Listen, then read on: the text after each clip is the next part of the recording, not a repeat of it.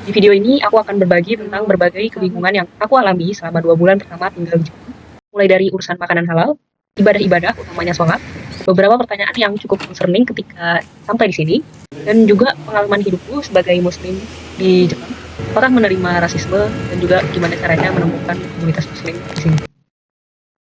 Halo, kenalkan aku Luma. Sebenarnya aku udah tag video sebelumnya, cuma kata adekku, aku kayak penjual boraks dan pelaku pinjol. Jadi aku malas nge video lagi. Dan ya udahlah, kita keliling Tokyo Changi dan Yoyogi Park aja, guys. Aku obviously dari Indonesia dan sekarang sedang menempuh S2 di Institute of Science Tokyo atau yang biasa disebut Tokodai. Dan obviously lagi, aku sedang berada di Jepang.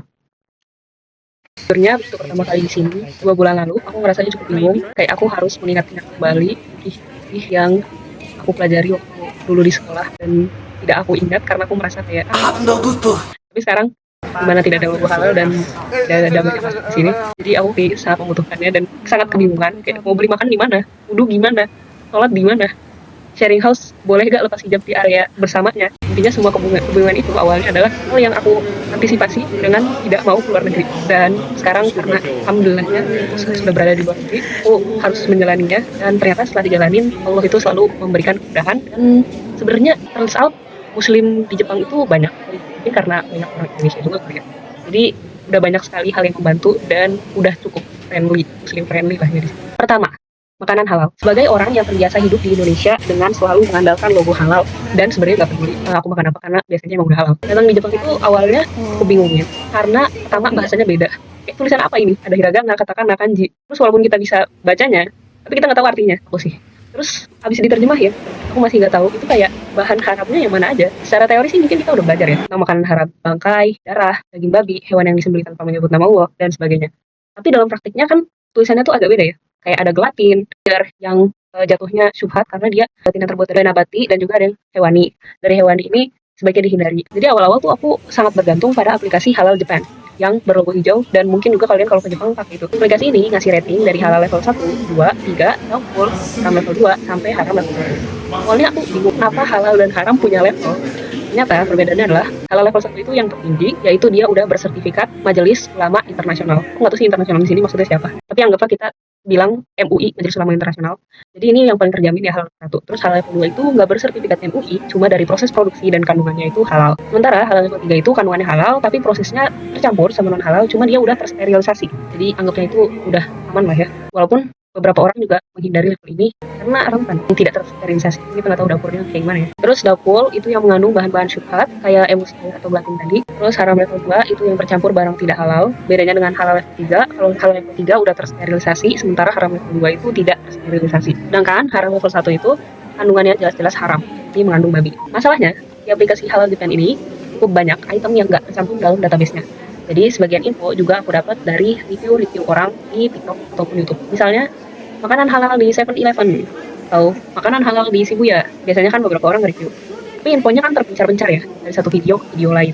Jadi aku juga ngecek bahan sendiri pakai Google Translate. Setelah dapat hasil terjemahannya, aku cross-check ke website halal kayak For Kita. For Kita nih menyediain guidance buat orang Indo tinggal di Jepang. Jadi bukan cuma halal, tapi ada juga lokasi-lokasi masjid dan sebagainya. Terus juga ada satu post Instagram dari Japan Dawah Foundation yang ngasih tahu list bahan haram dan doubtful dalam satu image itu. Aku juga pakai beberapa aplikasi. Yang pertama itu halal. Dia ngasih info halal dengan nge-scan daftar ingredient di aplikasinya.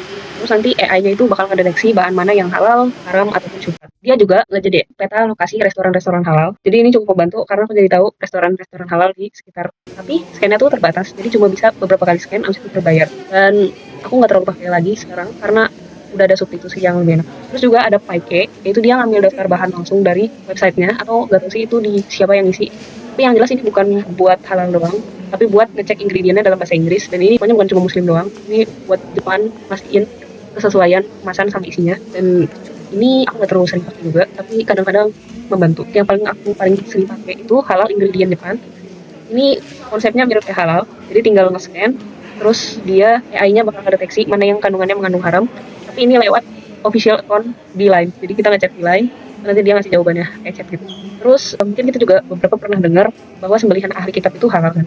Kayak di surat Al-Maidah ayat 5, makanan-makanan yang diberikan sama ahli kitab itu halal bagi kita, dan makanan kita halal bagi mereka. Nah, berdasarkan itu, sebagian muslim di Jepang itu nggak masalah kalau mengonsumsi daging Australia atau daging dari negara-negara lain yang mayoritasnya ahli kitab. Walaupun sebagian juga lebih milih daging yang udah bersertifikat halal. Tapi kalau di restoran mungkin agak beda ya. Misalnya di Sriwijaya itu ada daging yang 100% beef Australia. Secara aturan kan kita boleh makannya. Tapi beberapa muslim itu tidak memilih untuk makan karena khawatir terkontaminasi dalam proses masaknya maksudnya. Sebenarnya kabar baiknya Jepang itu cukup ramah dengan produk halal. Misalnya di supermarket kayak di Gyomu Super itu ada section khusus halal sendiri. Terus di beberapa convenience store, termasuk di Kopini di kampusku, walaupun di 7-Eleven nggak ada ya, itu ada halal corner, walaupun cuma satu rak. Terus juga ada beberapa pasar-pasar halal kayak Tokyo Chami, Haji Baba, Kurnia Mart, ini punya Indonesia. Terus juga Muslim Mart, ini ada di beberapa tempat, bisa dicek dari Google Maps. Terus juga kita bisa belanja online, kayak di batikrom.com, atau shinjukuhalal.com, atau di Instagram yang kita tahu kalau dia tuh emang jualan makanan halal. Kayak cutting aku itu dia sering beli nasi padang atau apa dari Instagram dan katanya sih itu aman ya, walaupun aku sebenarnya belum pernah nyoba. Cuma kan kalau dulu di Indo itu ngerasanya kalau beli lewat Instagram tuh shady banget ya, tapi katanya di sini aman-aman aja sih, soalnya dia langganan sih kata cutting aku. Nah, kalau makan di luar itu gimana? Aku nemuin salah satu yang paling enak, yaitu Instagram namanya Finding Food. Dia itu khusus review makanan dari restoran halal yang emang udah punya sertifikat halal. Jadi kalau misalkan dia dari kandungannya halal tapi belum punya sertifikat, dia nggak akan review. Ini sangat membantu, dan ini dari cutting aku yang tadi aku bilang tadi, gitu dari toko dayu. Dan dia juga nyediain Google Maps. Jadi kalau misalkan kita ada di suatu lokasi, tinggal buka aja Google Maps-nya dan kita cari makanan yang halal yang mana. Aku udah nyoba ini kemarin waktu ke Ikebukuro, dan akhirnya aku membeli kebab. Nah, kebab ini juga salah satu solusi yang paling mudah. Kalau misalkan keluar terus gak tahu mau nyari makanan apa, walaupun nyari gerobaknya juga mungkin agak susah. Tapi insya Allah kalau menemukan itu halal ya. Atau bisa juga ditanyain kayak hararu desu ka, halal desu ka. Enggak, insya Allah orang Turkinya akan bilang halal. Dan menurutku kebab ini inovasi yang sangat keren sih dari orang-orang Turki. Kayak kamu keluar mendapatkan daging, mendapatkan makanan yang proper dengan harga yang murah dan juga halal. Coba Indo bisa juga kayak gini apa ya, tapi si goreng lah. Terlalu berat sih. Tapi nggak apa-apa sih. Nggak apa-apa lah. Atau kalau misalkan mau beli jajanan-jajanan di jalanan, itu bisa juga lihat ingredientnya sendiri. Misalkan mochi daifuku itu terbuat dari beras, oh harusnya aman lah ya. Atau bisa juga nanya ke penjualnya ya, lalala ga haite imasu ka, alkohol ga haite imasu ka, di dalamnya ada alkohol ga, kandungan alkohol ga. Atau misalkan kalau es krim matcha kan mungkin kalau susu itu biasanya ada emulsifier ga haite imasu ka, itu semacam itu ya, bisa langsung ditanya langsung. Atau kalau misalkan di restoran itu biasanya udah ada daftar alergen kalau misalkan udah lumayan terkenal ya. Dan menunya juga kadang-kadang ada yang terjemahannya bahasa Inggris.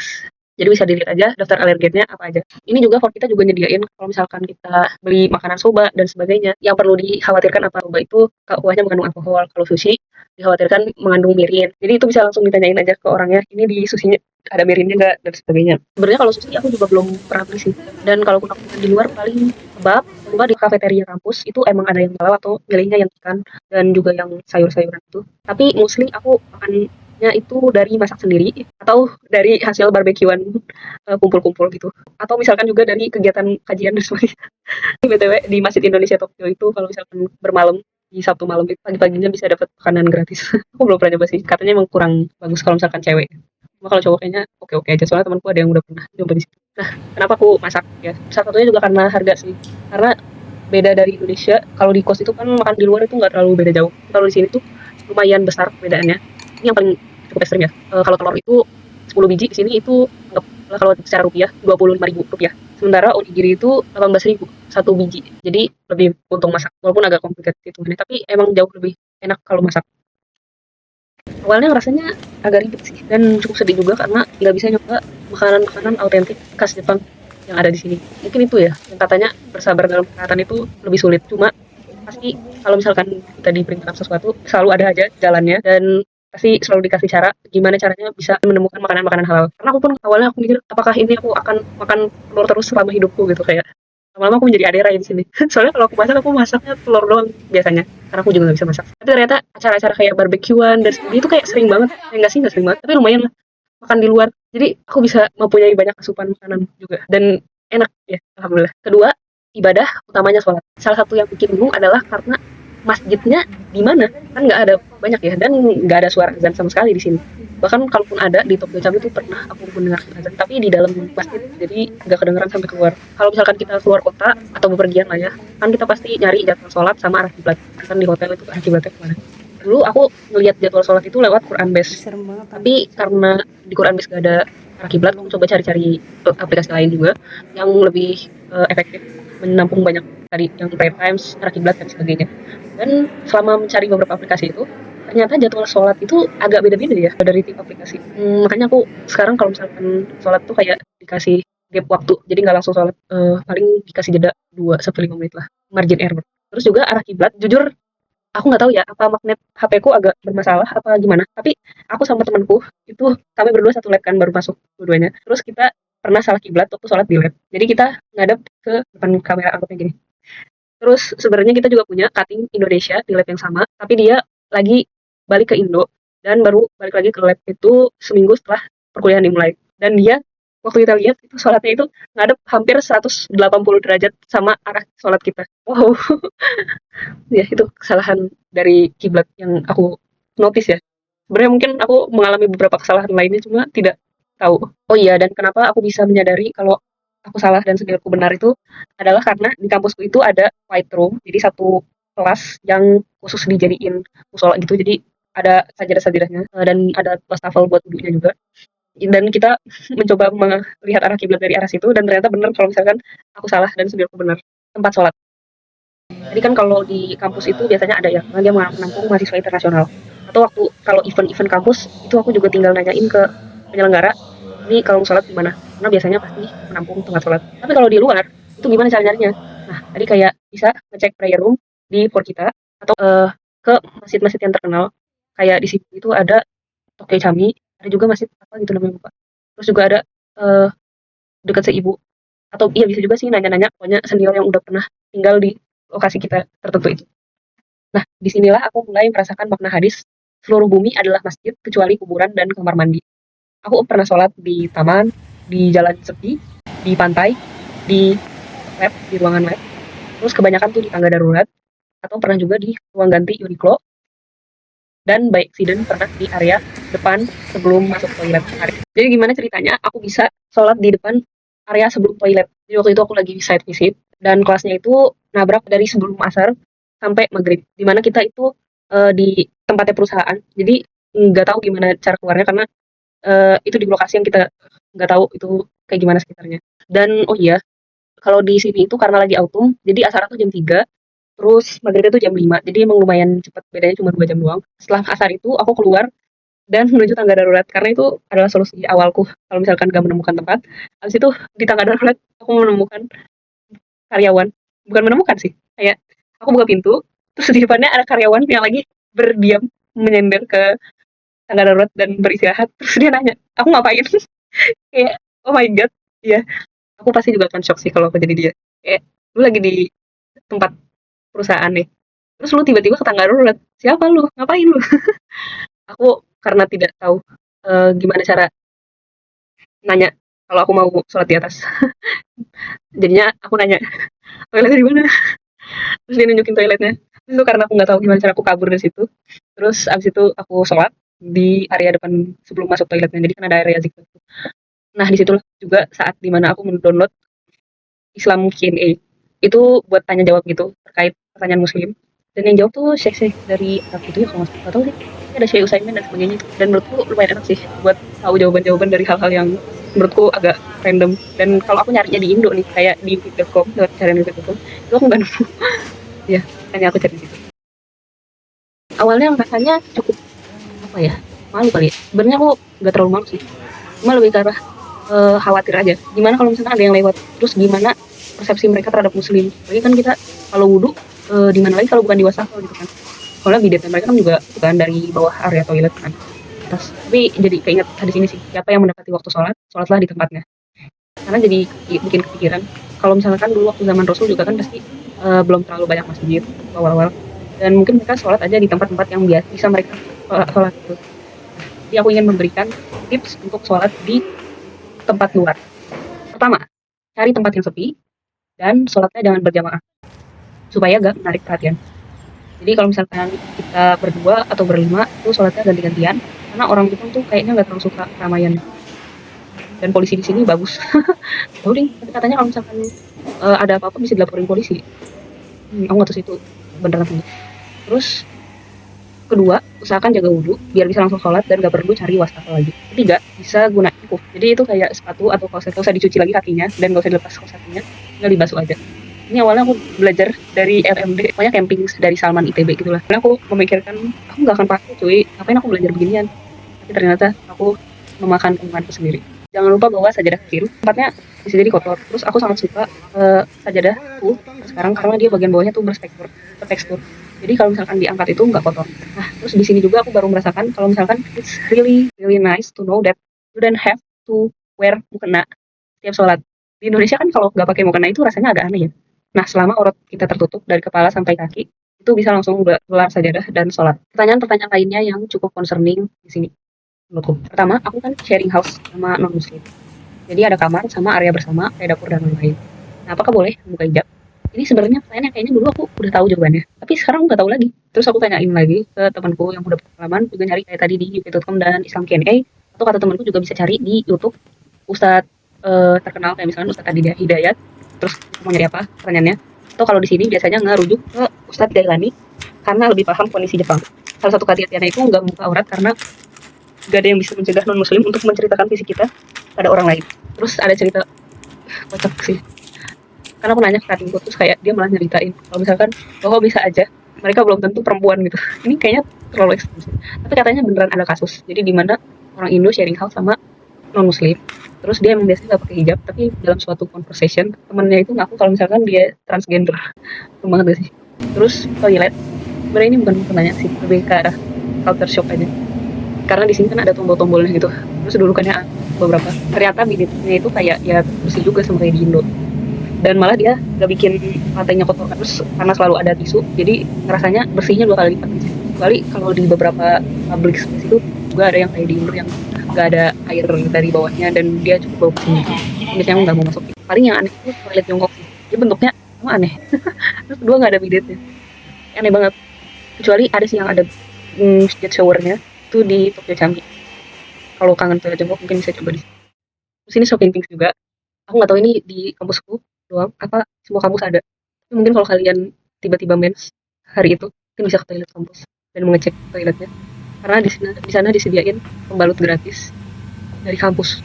Lo bayangin, kalau di ITB itu kan dulu dari kemuslimahan Islamnya itu ada program menyediakan pembalut gratis kan di musola kampus, tapi itu baru di tahun seminggu udah habis, bahkan habisnya sekotak-kotak hilang. Ya gak tahu itu kenapa dan apakah tidak diridhoi oleh ITB-nya apa gimana. Tapi di sini disediakan kampus gratis dan juga selalu terisi. Keren banget sih. Oh iya, buat yang punya pertanyaan, dari aku yang punya. Itu kan kalau di Indo itu kan selalu ada 2 kubu ya, untuk mencuci pembalut dan tidak mencuci pembalut. Tapi di Jepang, kubu manapun kalian itu kalian harus menjadi kubu tidak mencuci pembalut karena itu aturan sampah di sini. Aku nggak tahu siapa di area Sindro apa enggak, tapi di sini harus jadi kubu tidak mencuci. Heran sih, di Jepang emang bener sebersih itu. Makanya katanya juga kalau dari orang Indonesia di sini ngejokesnya mereka lebih islami dari kita dalam hal kebersihan. Bahkan katanya juga dalam sejarah tuh orang Jepang pakai hijab. Aku nggak tahu pasti sih, tapi yang jelas mereka tinggal asyhadu. Lumayan gak sih seharusnya menurunkan angka bunuh diri di Jepang gak sih, dan juga meningkatkan angka pernikahan dengan orang Indonesia yang terkendala agama. Gas, ayo jadi muslim. Enggak lah, kehidupan muslim lainnya menemukan rasis gak sih di sini. Sebelum datang aku kan sering dengar kabar kalau mereka tuh sangat rasis, sampai-sampai gak mau duduk di sebelah kita kalau di kereta. Terus ada juga yang bilang, enggak masa sih, emang ada cerita begituan, beneran. Enggak lah, kalau misalnya kita behave mereka juga toleran kali gitu. Tapi sebenarnya aku pernah menyadari saat aku duduk dan tidak ada yang duduk di sebelah. Gak tahu sih ini berlebihan apa enggak, atau mungkin mereka sebenarnya pengen turun di stasiun berikutnya gitu, jadi nggak mau duduk aja. Aku juga kadang-kadang soalnya ya udahlah nggak usah duduk satu stasiun ini, atau kayak ngerasanya nggak enak karena ada orang yang lebih tua dan dia memilih berdiri, terus kayak karena sama-sama gak enak terus jadi nggak ada yang duduk. Atau mungkin auraku kali ya, lumayan mirip Yakuza gitu ya, jadi mereka cukup segan duduk di sebelahku. Cuma emang orang-orang kan bilang ya, bahkan adikku sendiri yang tadi bilang kalau aku itu seperti penjual boraks. Memang aku aura mafia aku emang cukup kuat sih. Mungkin itu juga salah satu alasan mereka berpikir ulang untuk duduk. Tapi apapun alasannya, buat apa dipikirin? Yang itu juga nggak mau kali duduk dengan orang yang gak menghargai gitu, ya nggak sih? Ya udah kalau nggak mau mah silakan. Lagian kita juga nggak rugi, malah untung sebelahnya kosong. Terus kehidupan muslim lainnya gimana? Jujurnya sebulan pertama menurutku cukup berat banget. Dan bahkan sekarang 2 bulan ini aku ngerasanya agak cukup malas untuk bangun sholat. dan aku cukup sering terhancur. Jadi menurutku lingkungan Islam itu tetap diperlukan di samping kekuatan dan prinsip pribadi buat apapun. Dan gimana sih ngejalanin kegiatan muslim lainnya? Utamanya kan yang orang cari itu Quran dan kajian lah ya. Biasanya selama ketemu sama orang-orang Indo, insya Allah muslim lah ya. Kan kita largest muslim population in the world. Jadi harusnya dengan berkumpul sama Indonesia itu sudah jadi bagian dari bergabung dengan komunitas muslim. Selain itu juga mau tambah-tambahan komunitas itu bisa ikut lihat Instagram masjid-masjid atau lihat program-program yang ada di masjid-masjid yang dekat sama kita, kayak di dekat tempatku di Nagasuta itu sering ada kajian, walaupun aku juga baru datang sekali dong. Paling aku masih ikutnya kegiatan kajian online-nya Ustadz Nuzul. Jujur aku suka banget sama Ustadz Nuzul karena pertama bapaknya selalu mengingatkan bahwa ilmunya harus menjadi ilmu yang bermanfaat, bukan cuma ilmu yang didengar. Awalnya aku ngerasanya sebenarnya kayak ngapain sih bahas adab segitunya gitu. Tapi ternyata kalau ilmu udah diamalin kan berapa gitu. Terus kedua, beliau selalu berusaha membuat kita keep up sama momentum. Kalau misalkan di hari Jumat itu kajiannya ngingetin baca Al-Kahfi, atau kalau mendekati puasa nanti persiapan puasa. Jadi kita nggak ketinggalan momen-momen penting gitu. Terus yang paling aku suka penyampaiannya itu ngebuat kita bayangin gambaran suatu hal secara cukup jelas gitu. Kayak misalnya ustadznya ngasih tahu kalau sabar itu berat, tapi kan dibantu oleh yang terbaik gitu kita. Maksudnya oleh Allah, dan bapaknya ngasih perumpamaan kalau diminta ikut olimpiade, terus kamu nggak tahu apa-apa tentang fisika, tapi kamu disuruh nyobain, dan kamu akan dibantu sama guru besar dari ITB, guru fisika dari ITB.